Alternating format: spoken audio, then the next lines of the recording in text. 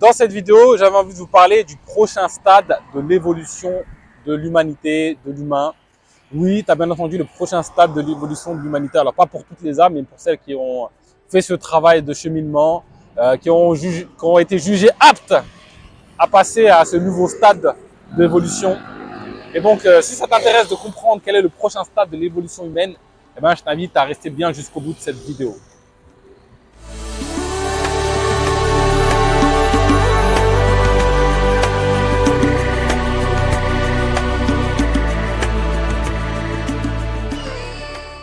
Bonjour et bienvenue dans Enquête spirituelle, la première chaîne qui traite en profondeur des réalités spirituelles.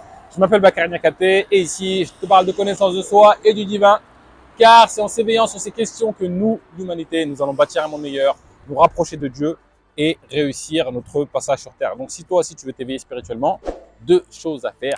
La première, tu t'abonnes à la chaîne, tu actives la cloche pour être sûr de ne pas rater les vidéos que je partage chaque semaine. Et deux, va dans la barre de description et accède gratuitement à un test de personnalité. J'ai conçu un test qui va te permettre de mieux te connaître parce que celui qui se connaît profondément, en totalité, connaît le tout.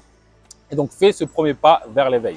Si tu veux aller plus loin, j'organise régulièrement des séminaires, des formations, je fais des accompagnements individuels. Donc, n'hésite pas à me contacter sur ma boîte mail contact@bakary.fr ou à consulter les dates des prochains événements dans la barre de description.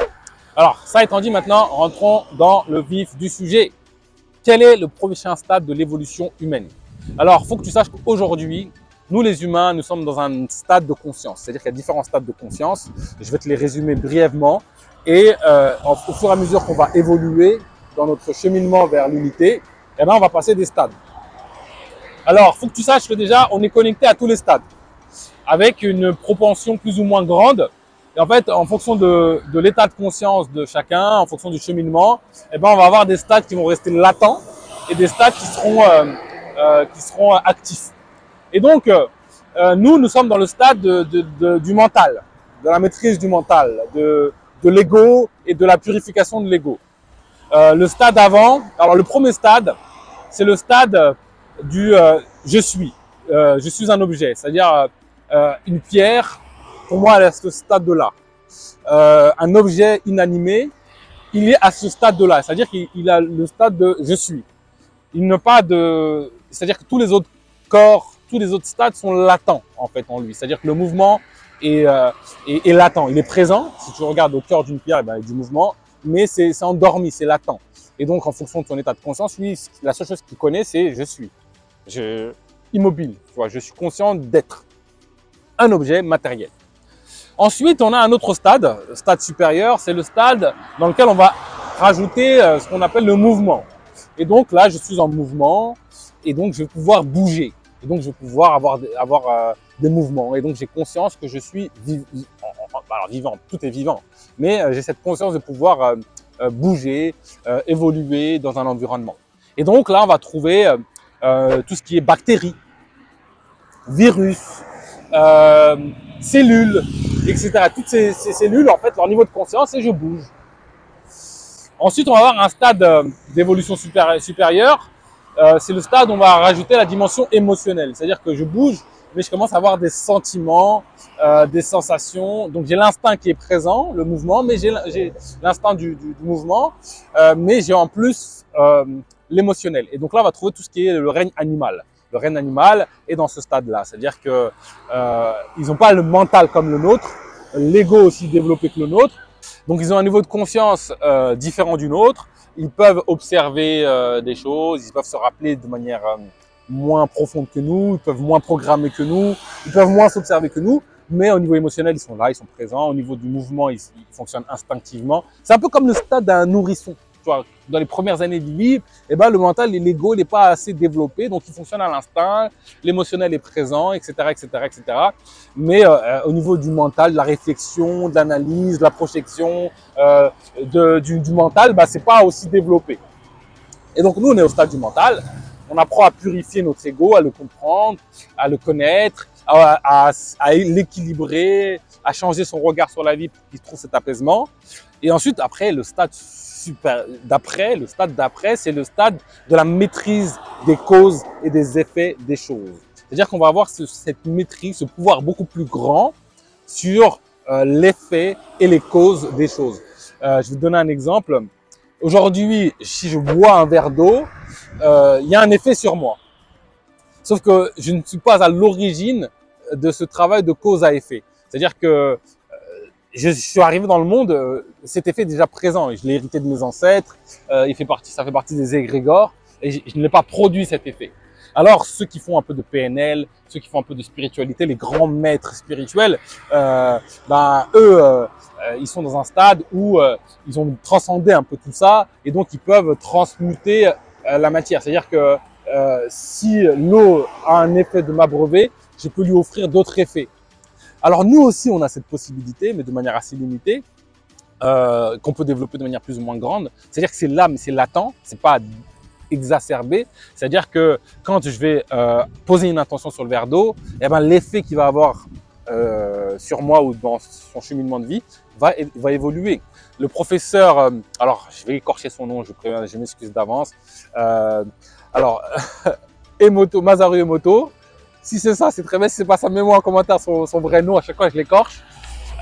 Donc lui, il a fait une étude sur l'eau. Et donc, en fonction de l'intention de la personne, eh ben, l'eau va avoir une teinte différente. Et donc, en fait, l'observateur, la personne qui pose l'intention, impacte l'effet et les causes des choses. Et donc, c'est le stade d'après. Le stade d'après, c'est qu'on va avoir une influence beaucoup plus grande sur les causes et l'effet des choses. Parce que nous avons la croyance que les choses sont comme ça et c'est immuable. C'est-à-dire que la gravité, elle est comme ça, c'est immuable. Si tu manges pas, tu meurs, c'est immuable. Sauf que nenni, foutaise, zéro. Aujourd'hui, nous ne sommes pas dans cette maîtrise de ça. Ok, certains ont une maîtrise plus ou moins grande, mais ce n'est pas figé. D'ailleurs, pourquoi ce n'est pas figé? Parce qu'on peut agir dessus. Malgré le fait qu'on ne soit pas à ce stade de conscience, à ce stade d'évolution, on peut agir dessus, c'est pas déconnecté en fait de notre réalité. Et c'est pour ça que moi par exemple, je vais faire un écart, ça va pas trop avoir d'impact sur moi, mais mon copain à côté, lui, dès qu'il fait un écart, il mange un éclair au chocolat, boum, il prend 500 grammes. C'est le même plat, c'est la même structure, mais dans son corps et dans mon corps, ça n'a pas le même effet. Pourquoi en fait? Est-ce que la nourriture est raciste? Elle préfère lui ou que l'autre? Après certains vont dire oui, mais c'est le métabolisme, etc., etc., etc., etc. Les réalités matérielles sont le reflet de réalités spirituelles. Et donc, si moi, j'ai hérité d'un programme particulier sur comment j'interagis avec l'environnement, eh ben, c'est mon héritage qui fait ça. C'est la programmation de mes ancêtres qui fait ça. Si c'est mon voisin, eh ben, lui, il a un autre héritage. Et donc, c'est important de prendre le temps d'observer ce qu'on a, comment interagit la vie avec nous, pour se connaître, pour se comprendre, pour connaître Dieu, connaître la vie. Même c'est un travail de purifier le mental. Mais le truc, c'est qu'il faut prendre conscience que ce n'est pas un absolu. C'est-à-dire que si la gravité est ainsi, c'est parce que des consciences l'ont programmé ainsi. Si la nourriture a cet effet dans mon corps, c'est parce que des consciences l'ont programmé ainsi. C'est-à-dire que c'est pas la nourriture qui a ce trait de caractère, c'est quelqu'un qui a programmé la cause, les causes et les effets qu'auront cette matière en interaction avec nous. C'est une conscience. C'est plein de conscience. C'est-à-dire qu'on le fait sans s'en rendre compte. On n'est pas à ce stade-là, mais on est quand même connecté à ça. Et donc, on peut développer cette connexion de manière plus ou moins grande. C'est ce qui fait que tu peux changer dans ton chemin de vie le rapport que peut avoir la nourriture avec toi-même. Tu peux te reprogrammer intérieurement, reprogrammer tes habitudes. Tu peux reprogrammer l'effet que peut avoir l'hypnose sur toi, l'effet que peut avoir le soleil sur toi, l'effet que peut avoir la nourriture sur toi, l'effet que peut avoir le fait de courir sur toi. C'est-à-dire que aujourd'hui, on constate dans la vie que certains êtres, avec du travail, de l'entraînement, arrivent à dépasser des limites qu'on pensait impossibles. C'est parce qu'ils ont transmuté les causes et les effets des choses. C'est quelque chose qui est là, qui est présent, comme je vous l'expliquais, mais qui est latent. Et en fait, ce qu'il faut retenir de cette vidéo, c'est que les choses ont des effets, pas par nature, mais par le fait qu'elles ont été programmées par nos ancêtres, par des consciences supérieures à avoir cet effet-là. Et à un moment donné, dans notre cheminement de vie, dans notre cheminement spirituel, plus on va s'éveiller, plus on va avoir un impact sur les causes et les effets des choses. Plus tu vas pouvoir transmuter ces causes et ces effets. Et d'ailleurs, si je me réfère au texte spirituel dont on a hérité, on nous parle du paradis. Le paradis, c'est un espace où, alors au-delà d'être en paix profonde, tu dissois les choses fuient en fait. C'est-à-dire que tu as un impact direct sur la cause et les effets des choses. Et clairement, le prochain stade de l'évolution, quand nous serons jugés assez mûrs par rapport à la gestion de notre mental par nos pères, quand je dis nos pères, je pense à des anges ou en tout cas à des êtres spirituels ou à des êtres de l'invisible qui ont un état de conscience beaucoup plus éveillé que nous et qui nous surveillent, qui nous éduquent comme des beaux-parents aimants. En fait, comme moi, mon fils, j'attends qu'il ait 18 ans pour lui donner sa carte d'identité pour qu'il soit autonome, etc. Alors c'est fait avec un niveau de conscience humain. C'est pareil pour nous.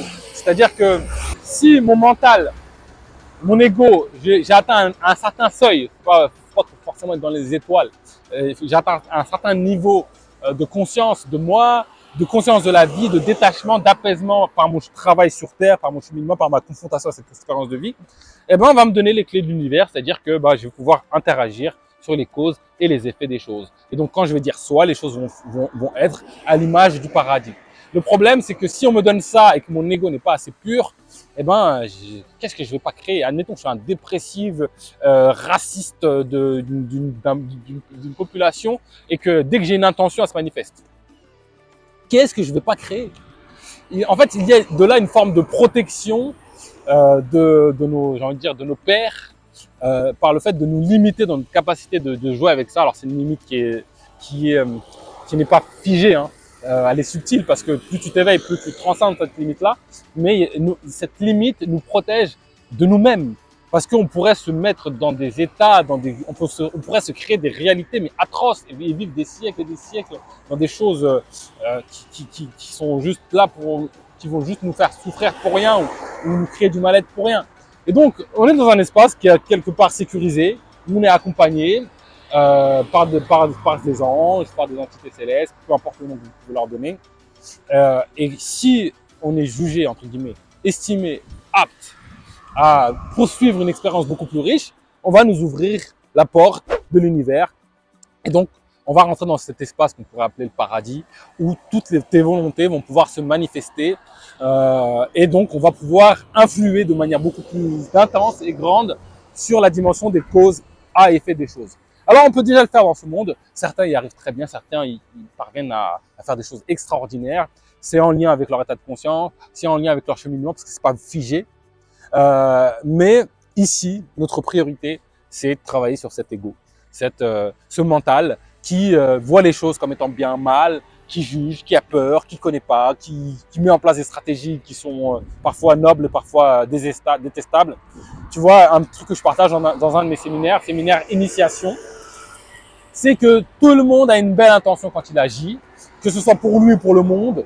Et ce qui fait qu'il fout la merde, c'est parce que son état de conscience est bas en fait. C'est-à-dire que son mental est éloigné de qui il est vraiment, de Dieu, de la vérité du monde. Et donc, il met en place des stratégies de merde. Et la vie le force à travailler sur ça, à apprendre de lui-même pour mettre en place des stratégies qui vont plus dans le sens de la vie. Et donc, avant de nous confier les clés de l'univers, on va s'assurer qu'on est majeur. Mais pas majeur dans l'âge, majeur dans la maturité de notre ego. Donc voilà le prochain stade de l'évolution humaine où on sera dans un espace où on va pouvoir créer, manifester des choses de manière beaucoup plus grande et beaucoup plus profonde, à l'image du divin d'ailleurs, où toutes nos intentions vont se manifester à la demande. C'est le prochain stade de l'évolution, mais pour l'instant, on en est au stade de l'ego, on est au stade du mental, et donc apprenons à maîtriser ce mental, à gérer notre ego pour nous éveiller spirituellement et vivre cette réalité ou passer à ce prochain stade d'évolution. De toute façon, si on passe pas à ce moment de vie, dans cette vie, on va redoubler, c'est tout, c'est pas grave. Nous sommes des êtres éternels et donc l'éternité est devant nous. Donc si c'est pas maintenant, ce sera plus tard. Il n'y a que notre ego qui est pressé, notre essence elle n'est pas pressée. Tout ça c'est une expérience de connaissance de soi, une belle expérience de connaissance de soi.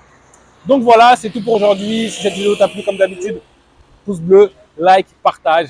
Et sur ce, je te donne rendez-vous très prochainement pour du nouveau contenu autour de l'éveil spirituel.